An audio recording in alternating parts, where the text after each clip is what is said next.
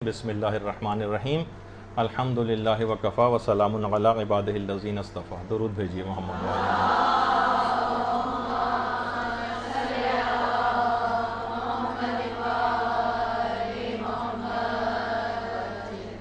बहुत ज़्यादा लोगों को एक सवाल ये आता है कि हमें अच्छी तरीके से पता है, हमें मदरसे में बहुत ज़्यादा ये चीज़ बताई गई है और उसकी बहुत ज़्यादा ताकीद है, बतौर मोमिन और मोमिना की बहुत ज़्यादा उस इबादत को अंजाम देने की ताकीद है, लेकिन हम देखते हैं कि बावजूद कोशिश के हम नमाज शब के पाबंद नहीं हो पाते। हम क्या करें? अब देखिए, उलमा ने वैसे तो इसके तकरीबन 30-35 तरीक़े बताए, लेकिन मैं उनको समेट कर कुछ चीज़ों में उस अदद को मुनहसर करके आपकी खिदमत में मुख्तसरन पेश कर देता हूँ कि बावजूद कोशिश के अगर कोई शख्स नमाज शब का पाबंद ना हो सके तो वो क्या करे। तो देखिए, सबसे पहली बात तो ये है कि इस बात की सही तौर पर मारिफत हासिल कर ले कि नमाज शब का वक्त कब शुरू होता है। देखिए, असल वक्त तो आधी रात के बाद से शुरू होता है अक्सर उलमा के नज़दीक। आधी रात, अच्छा, अब आधी रात भी कौन सी दूर रह गई, 12:30 पौने 1 बजे तक तो आमतौर पर घरों में सब लोग वैसे ही जाग रहे होते हैं। तो अब तो पढ़कर भी नमाज शब अगर उस वक्त को भी लिया जाए तो नमाज शब को उसके वक्त को स्टार्ट होते ही आधी रात के बाद पढ़कर भी सोया जा सकता है। अलबत्ता ये ज़रूर है कि जितनी फजर से करीब पढ़ी जाएगी उतना ज़्यादा सवाब मिलेगा आपको। और आगा सिस्तानी के फतवे में तो नहीं, पहले तो ये बता दूं कि अगर बिलफर्ज फिर भी कोई शख्स ना पढ़ सके तो ठीक है, वो अगले दिन जो है जब सूरज निकल आए तो क़ज़ा की नीयत से भी नमाज शब को पढ़ सकता है। लेकिन आगा सिस्तानी तो फरमाते हैं कि नमाज इशा के फ़ौरन बाद ही नमाज शब का वक्त शुरू हो जाता है। अगरचे सवाब कम है लेकिन बहरहाल नमाज शब का वक्त तो शुरू हो जाता है। और नमाज शब का वक्त जब शुरू हो जाता है तो आप नमाज इशा के फ़ौरन बाद भी नमाज शब पढ़ सकती हैं। तो लिहाजा कि उसके बावजूद भी आप पाबंदी नहीं कर पाती तो ये बात समझ में आने वाली नहीं है कि जब आप वाजिब नमाज पढ़ रही हैं तो नमाज शब भी पढ़ सकती हैं। 11 रकत की नमाज है, 11 रकत ना पढ़ सकें आप जो 8 रकत पढ़ लें, आप 6 रकत पढ़ लें, आप 5 रकत पढ़ लें या 3 रकत पढ़ लें या 1 रकत भी पढ़ी जा सकती है। अलबत्ता उसी के एतबार से सवाब कम होता चला जाएगा। तो दीगर उलमा भी फरमाते हैं कि जो दीगर मुज्तहिदीन की तकलीद में कि बनियत रजा आप जो है नमाज इशा के फ़ौरन बाद भी इस नमाज को पढ़ सकते हैं, वरना अगले दिन क़ज़ा के तौर पर तो पढ़ी जा सकती है। तो अगर ये सही तौर पर पता चल जाए कि टाइम ही आपको पता चल जाए कि नमाज शब का वक्त कब शुरू होता है तो आगा सिस्तानी के फतवे में तो इशा के फ़ौरन बाद से शुरू हो जाता है, तो आप इशा के फ़ौरन बाद भी नमाज शब पढ़ सकती हैं। दूसरी चीज़ ये है कि अगर आप फ़ज़ाइल नमाज शब का मुतालिया कर लें, असल में ये होता है कि हमें फ़ायदे पता नहीं होते, कितना अजीम सवाब दिलवाने वाली ये नमाज शब है कि खुदा अपने फरिश्तों पर फ़ख्र मुबाहत करता है। जिस वक्त आप नमाज शब के लिए खड़ी होती हैं, खुदा, रिवायात में है कि खुदा अपने फरिश्तों पर फ़ख्र मुबाहत करता है कि देखो ये वो नमाज पढ़ रहा है जो मैंने इस पर वाजिब भी नहीं की। और हम देखते हैं रिवायात के अंदर के ख़ानदान अहले बैत के बच्चे वो किस तरीक़े से नमाजें जो हैं वो नमाज शब उठकर पढ़ते थे। खुद मेरे अपने एक दोस्त हैं, वो खुद अब तो उनका बेटा माशाल्लाह से 22-23 साल का हो चुका है, लेकिन वो कह रहे हैं कि यानी जो अपनी ज़ौजा के मुताल्लिक़ के वो इस हद तक ज़रा इस मामले में निस्बतन सख्त थी कि ये बच्चा जिस वक्त ये 4 साल का था, 4 साल की उम्र से नमाज शब तक के लिए उठा रही है इसको। यहाँ पर इसी इंचोली के अंदर रहने वाले एक मोमिन की ज़ौजा की बात हो रही, और वो बच्चा माशाल्लाह यहाँ पे हमारे मदरसे में पढ़ चुका, उसके बाद बड़े दीनी मदारिस में भी गया और वहाँ पे पढ़ा भी रहा है। तो इस अंदाज से आप देखें कि इन चीज़ों के असरात होते हैं। बाज़ औक़ात हमें लगता है कि अरे ये तो माँ जो है बहुत ही ज़ालिम है, बताइए बच्चे के ऊपर कौन सा वो है। और भी तो बच्चों के ऊपर बहुत सारी ऐसी चीज़ें, उनके मुज़िर से सेहत चीज़ें आप जो उनको खाने को दिलवाते हैं, उनके लिए बहुत सारे उनके ऊपर सख्तियाँ स्कूल के सिलसिले में, ज़बरदस्ती वो सो रहा होता है, रात को वैसे भी देर से सोया और सुबह सुबह उसको स्कूल तैयार करके रो रहा है, चिल्ला रहा है, तब भी आप भेज रहे होते हैं। लेकिन उस वक्त तो हम सख्ती के कायल नहीं होते। ठीक है, बच्चे के ऊपर उस लिहाज से सख्ती नहीं करनी चाहिए, लेकिन हमें बाज़ औक़ात उन सख्तियों के नताइज भी पॉजिटिवली हमें नज़र आते हैं। तो अगर हम वाकई ये देखें कि इस नमाज की इतनी अहमियत थी, उसके फ़ज़ाइल का मुताला करें कि ख़ुद पैगम्बर इस्लाम पर तो ये नमाज वाजिब थी, और कितने ही संगीन हालात क्यों ना थे। खुद जैसे कि वाक़यात करबला में मिलता है कि हज़रत ज़ैनब सलामुल्लाह अलैहा ने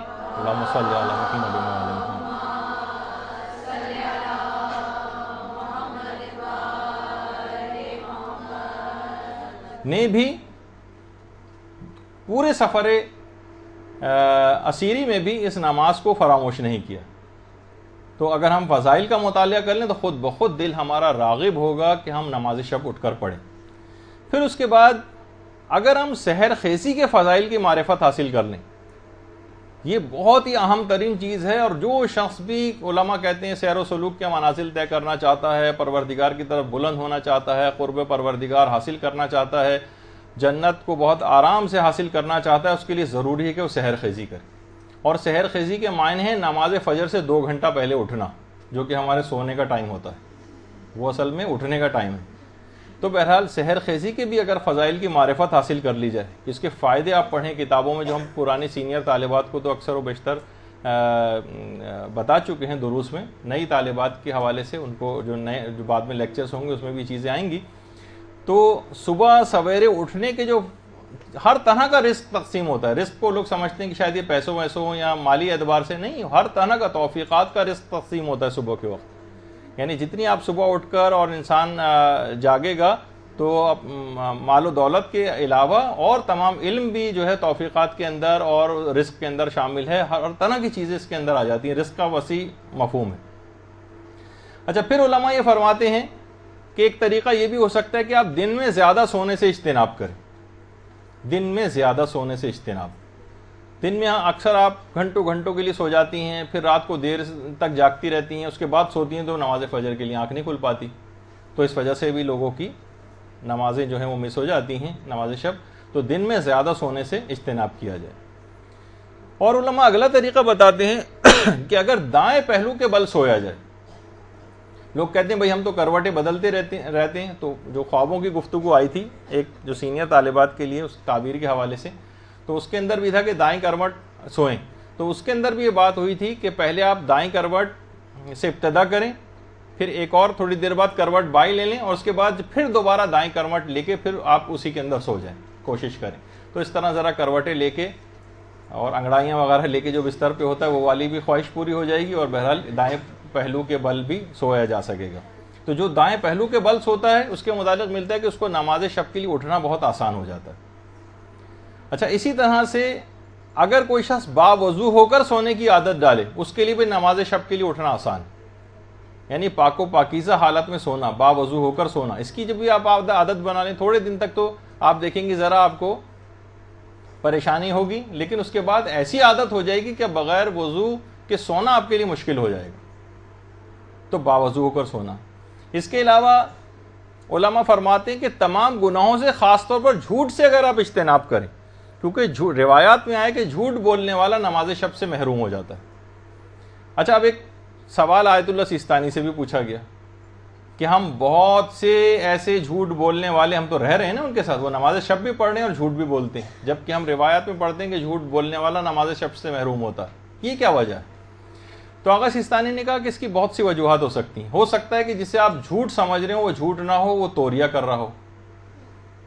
तोरिया एक चीज़ है जो नया ग्रुप तो भी नहीं समझेगा, लेकिन जब वो झूठ के मसाइल वगैरह उनको हमारे कोर्स सिलेबस में है वो पढ़ाए जाएंगे तो उसके अंदर उसकी तफसील आएगी। जू माने जुमला वो इस्तेमाल कर रहा हो जो सरीहन झूठ ना हो, तो एक तो कैफियत ये भी हो सकती है। दूसरा हो सकता है कि वो फरमाते हैं कि इससे कोई ख़ास झूठ मुराद हो कि जो कि, क्योंकि आप देखें कि रोज़े की हालत में भी हर झूठ से रोज़ा बातिल नहीं होता, बल्कि खुदा और रसूल और इमाम पर झूठ बांधने से बातिल होता है। तो हो सकता है कि यहाँ पे भी वो फला झूठ बोलेगा, अगर कोई जो रिवायत में तस्करा नहीं हुआ, कोई ख़ास झूठ इससे मुराद हो कि उस झूठ को बोलने के नतीजे में इंसान नमाज शब की तौफीक से महरूम हो जाता हो। ये रिवायत में अलबत्ता तस्करा नहीं हुई। और ये भी आयतुल्लाह सिस्तानी ने फरमाया कि हो सकता है कि रात के वक्त झूठ बोलना इससे मुराद हो, कि जो शख्स रात में झूठ बोलता है वो, क्योंकि नमाज शब का भी ताल्लुक रात से है, तो वो इस रात की इबादत की तौफीक उसको नहीं मिलेगी और महरूम हो जाएगा। या हो सकता है रात के किसी खास वक्त में झूठ बोलना मुराद हो, कि उस मखसूस पर्टिकुलर टाइम पे अगर कोई शख्स झूठ बोलेगा तो वो नमाज शब की तौफीक से महरूम हो जाएगा। तो बहुत सारे एहतमालात हैं इसके अंदर, लेकिन बहरहाल कि आम तौर पर ये कि गुनाहों की वजह से इंसान नमाज शब नहीं पढ़ पाता है, तो गुनाहों से अपने आप को बचाए, अलल खुसूस झूठ से, क्योंकि रिवायत में आया कि झूठ बोलने वाला नमाज शब से महरूम हो जाता है। फिर एक चीज़ और है कि रात को ज़्यादा खाने से इंसान इज्तिनाब करे रात को, और आमतौर पर हम देखते हैं कि सबसे हैवी मील लोग आमतौर पर रात ही को खाते हैं, तो फिर ये कि उस लिहाज से मुनासिब नहीं है कि रात को ज़्यादा खाया जाए, क्योंकि रात को ज़्यादा खाना नमाज शब के उठने से आपको महरूम कर सकता है।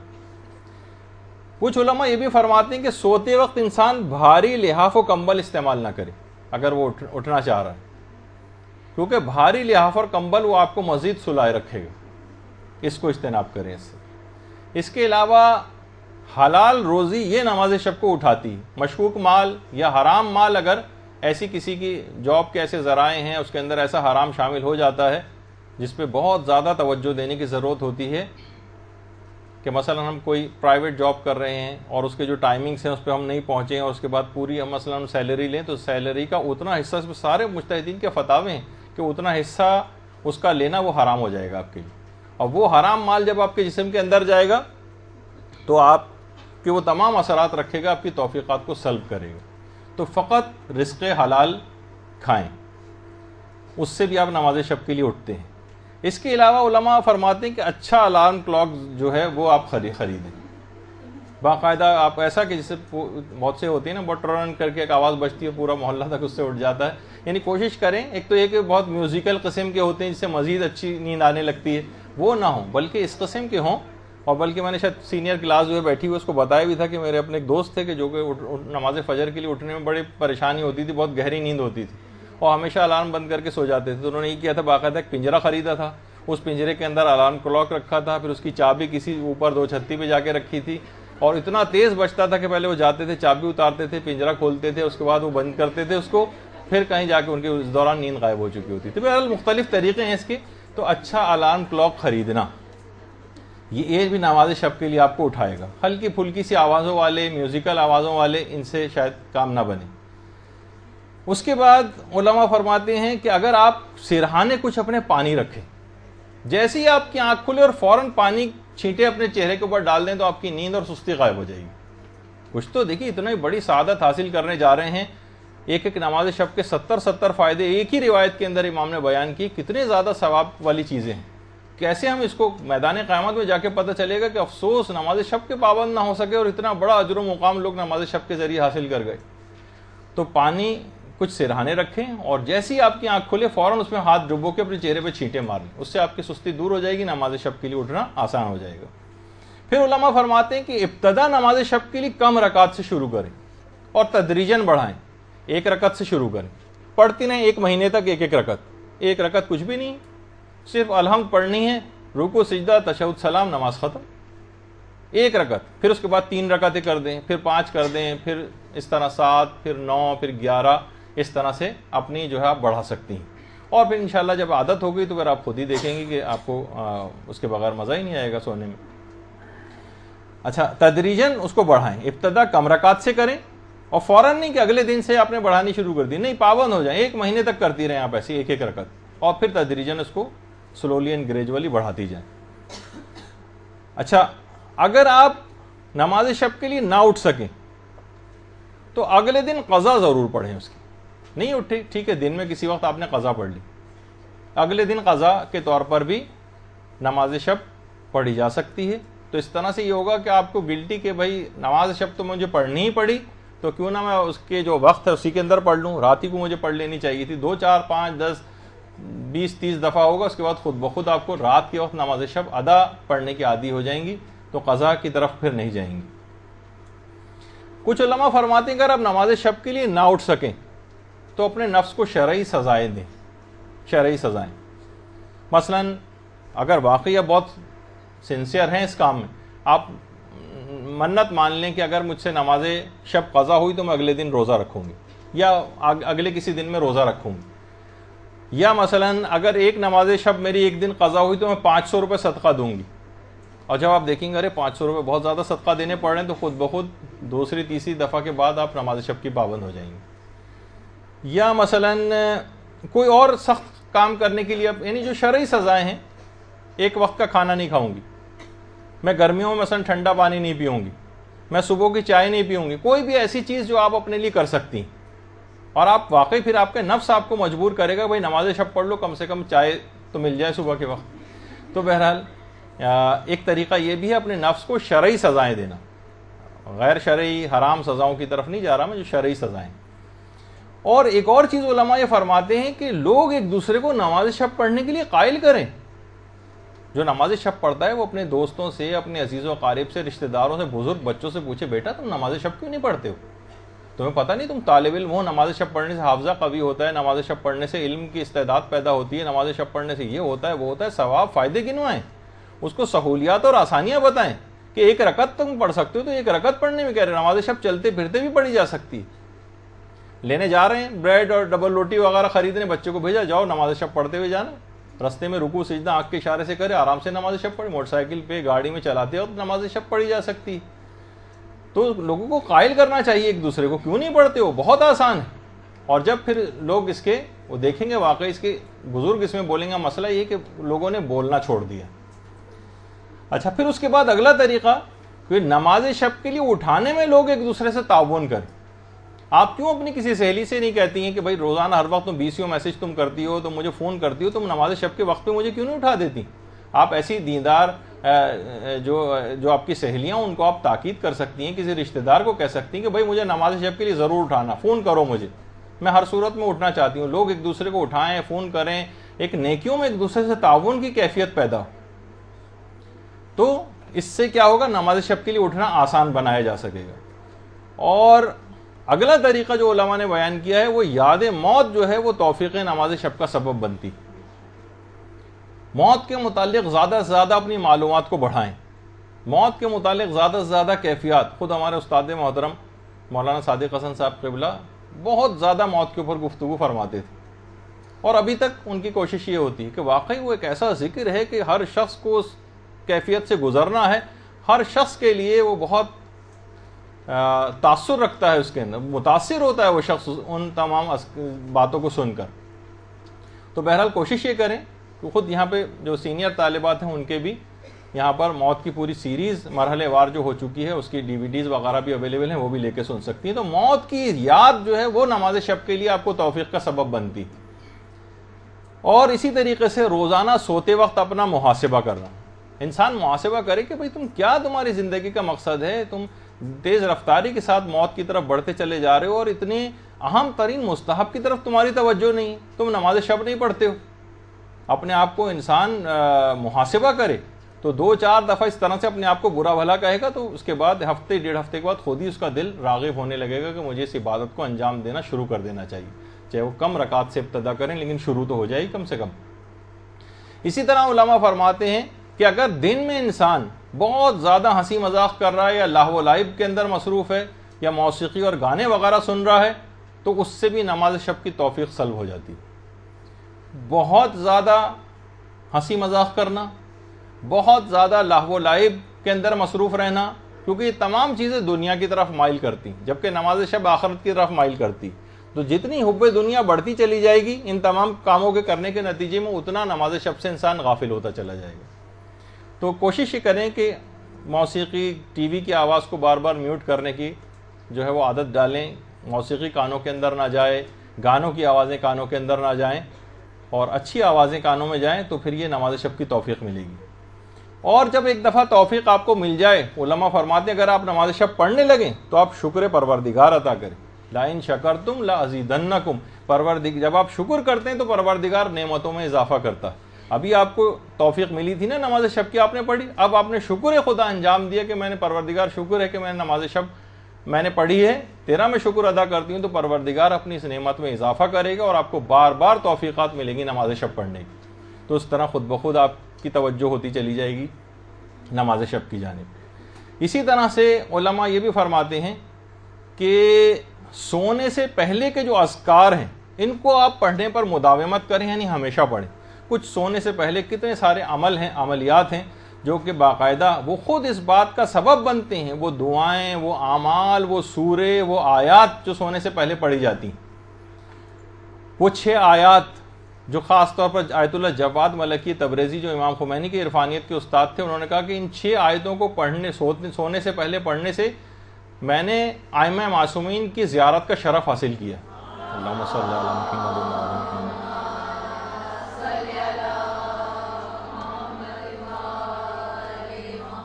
मदरसे ने बाकायदा उन 6 आयात को प्रिंट करवाया है कार्ड के ऊपर, वो भी आप यहाँ से ले सकती हैं। सोने से पहले मुख्तसर तरीन एक लाइन की समझें, 2 लाइन की सिर्फ वो आयात हैं जो कि 6 आयतें पढ़नी और बेपनाह फ़ायदे रखती हैं सोने से पहले, तो वो आप ले सकती हैं। इसके अलावा सोने से पहले तस्बीह हज़रत ज़हरा पढ़ने का बहुत ज़्यादा सवाब है। और इसके अलावा जो हैं वो बहुत से सूरे हैं, जैसे सूरे तौहीद है, सूरे माउज़तैन हैं, और सूरे कहफ की जो आखिरी आयत है क़ुल इन्नमा अना बशरुम मिस्लुकुम वाली 110 नंबर की जो आयत है, ये अगर सोने से पहले जिस नीयत से भी कि मैं उस टाइम पर उठ जाऊं, इस नीयत से अगर पढ़ ली जाएगी तो अब खुद ब खुद उसी टाइम पर एक फरिश्ता मुकर्रर हो जाता है जो आपको उठाता है। तो बहरहाल ये कुछ ऐसी चीज़ें हैं कि सोने से पहले के कुछ अज़कार हैं, उनको आप पढ़ने की आदत डाल लें तो इंशाअल्लाह खुद ब खुद इस बात का सबब बनेगा कि आपको तौफ़ीक़ नमाज़ शब हासिल हो जाएगी। और बहुत सी चीज़ें और भी हैं जो भी हम इससे पहले बयान करते रहते हैं और आइंदा की नशिस्तों में बयान भी होंगी, लेकिन अभी उनका मौका नहीं है। अभी सिर्फ आपको टिप्स देते जा रहे हैं कि कुछ सोने से पहले के अज़कार हैं ऐसे। और इसके अलावा सोने से पहले बाकायदा परवरदिगार आलम से दुआ करके सोएं, परवरदिगार मेरी आंख नहीं खुल पाती, मैं नहीं उठ पाती, कोई ऐसी सबब और राह जो है पैदा कर दे, खुद तो मुझे उठा दे। तो रिवायतों में मिलता है कि परवरदिगार एक फरिश्ते को मुकर्रर करता है जो फिर नमाज शब के लिए उठाता है। बहुत से तो उलमा ने जो इरफानियात का दर्जा रखते हैं उन्होंने उस फरिश्ते को अपनी आंखों से भी देखा। तो बहरहाल सोने से पहले दुआ करके सोएं। फिर उलमा फरमाते हैं कि सोने से पहले तौबा करके सोना खुद नमाज शब के लिए उठने का सबब बनता है। कितने गुनाह ऐसे हैं जो तौफीक नमाज शब को सल्ब करते हैं, तो जब वो तौबा के नतीजे में वो गुनाह ही बाकी नहीं रहेगा तो खुद ब खुद नमाज शब की तौफीक आपको हासिल हो जाएगी।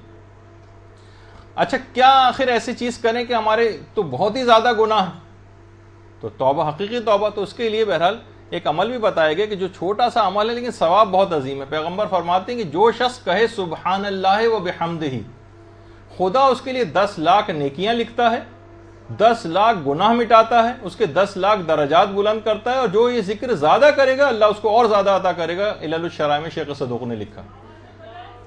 अल्लाहुम्मा सल्ली अला मुहम्मद।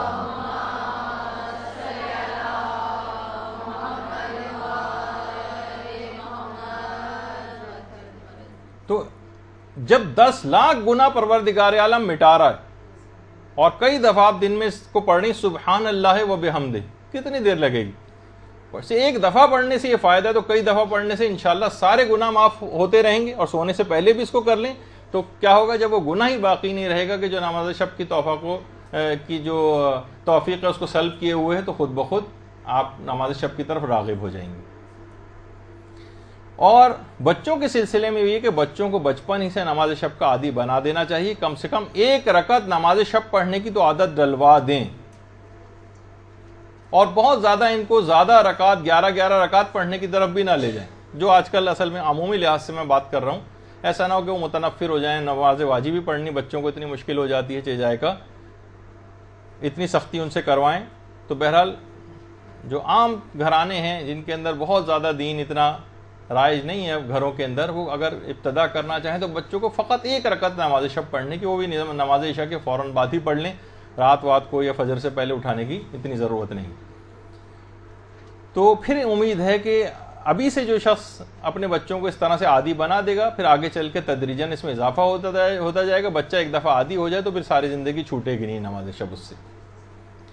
और उलमा फरमाते हैं कुछ हमारी अमूमी ज़िंदगी की गलतियाँ भी ऐसी हैं जो कि नमाज शब की तौफीक हमें नहीं दिलवाती और रोक देती हैं उस तौफीक को। वो क्या है? मकसद हयात का तायुन ना करना और बेनज़्म ज़िंदगी गुजारना। कोई प्रोग्राम ही नहीं, कोई मकसद हयात ही नहीं, जब चाहा सो गए, कभी देर से उठे, कभी जल्दी उठ गए, कोई अच्छी फिल्म आ गई तो देर तक रात तक उसको देखते रहे, लेट नाइट तकारीब से आ रहे हैं, घूमने निकल गए, ड्राइव पे निकल गए, थके हारे जब आएंगे, जिस्मानी तवानाइयाँ सारी हम लगा चुके होते हैं दुनियादारी के ऊपर, तो फिर उखरवी कामों के लिए हमारे जिस्म में तवानाई बचती नहीं और फिर पढ़ के सो जाते। ये बेनज़्म ज़िंदगी गुजारना, किसी मकसद हयात का इंतखाब ना करना, ये सब तमाम चीज़ें ऐसी हैं कि जो कि ये लाइफस्टाइल जो हमने अपना बनाया हुआ ना, ये बहुत सारी तौफीक़ात को सल्ब किए हुए। अपनी ज़िंदगी कोई ख़ास प्रोग्राम के तहत मैं दुनिया में क्यों आई हूँ, मेरा मकसद हयात क्या है, मुझे क्या करना चाहिए, अपनी आखरत को कैसा बनाना चाहिए, दुनिया आखरत की खेती है, इस खेती में मुझे क्या चीज़ बोनी है, क्या उस तमाम चीज़ों का इंसान को ख्याल करना चाहिए। और थोड़े दिन में वक्त ख़त्म हो जाएगा, फरिश्ते अजल आ जाएगा, दाई अजल को लब्बैक कहना पड़ेगा और मौका ख़त्म हो जाएगा और वहाँ हमेशा हमेशा की ज़िंदगी गुजारनी। तो बहरहाल ये तमाम चीज़ें ऐसी हैं कि अपने लाइफस्टाइल को बेहतर बनाएं कि जिसमें इन तमाम प्रोग्राम्स को भी और इन इबादतों को ज़िंदगी में कहीं फिट कर सकें। फिर कुछ उलमा कहते हैं कुछ ग़िज़ाएँ ऐसी हैं जिसका भी तज़किरा हुआ कि जो रात को सोने से ख़ास तौर पर उसमें मुरग़्ग़न ग़िज़ाएँ, ठीक है, वो आप दोपहर में कभी कर लें, रात में ज़रा निस्बतन सादा किस्म की ग़िज़ा खाएँ, और वरना वो चीज़ें आसाब को बहुत ज़्यादा सुस्त कर देती हैं, सकील ग़िज़ाएँ, और फिर ये होता है कि फिर आप सोते रह जाते हैं और फिर आपको तौफ़ीक़ नहीं मिल पाती। और उलमा ये भी फरमाते हैं कि इंसान वाकई खुदा की अज़मत को पहचाने। अगर वो खुदा की अज़मत को इंसान पहचाने कि खुदा की ज़ात कितनी अजीम है, मुझे कितनी उसकी इबादत करनी चाहिए, और मैं फिर फ़कत चंद वाजिब नमाज की सिर्फ चंद टक्करें मार के और अपने समझता हूँ कि मैंने बहुत बड़ा एहसान कर दिया परवरदिगार पर। तो हज़रत ईसा भी फरमाते थे ना, जिस तरह से कोई बीमार ग़िज़ा से लुत्फ़अंदोज़ नहीं होता, उसी तरह हुब्बे दुनिया और गुनाहों में मुब्तला शख्स जो है वो भी इबादत इलाही से लुत्फ़अंदोज़ नहीं होता। तो इंसान की निगाह में खुदा की जितनी अज़मत होगी उतनी ज़्यादा वो इबादत की तरफ रग़बत करेगा। पैगम्बर इस्लाम रात में कई दफ़ा सोते और जागते थे, और जब भी कोई शख्स घर का जागा हुआ होता तो देखता था पैगम्बर हर वक्त इबादत में मसरूफ़ नज़र आते। 2 घंटे से ज़्यादा शायद कभी किसी वक्त सोते भी नहीं थे, बार बार सोते और जागते थे। यानी ऐसा लगता था गोया जैसे शर्मिंदा हो रहे हो कि परवरदिगार तेरी जितनी इबादत करनी चाहिए थी मैं कहाँ कर पाता हूँ वो इबादत। तो इतनी सहूलियात देने के बाद भी हम नमाज शब के पाबंद ना हो तो बहुत शर्म और अफसोस की बात है। इसी तरीके से इंसान को चाहिए कि अपने कमज़ोर इरादे को कवी बनाए, कवी।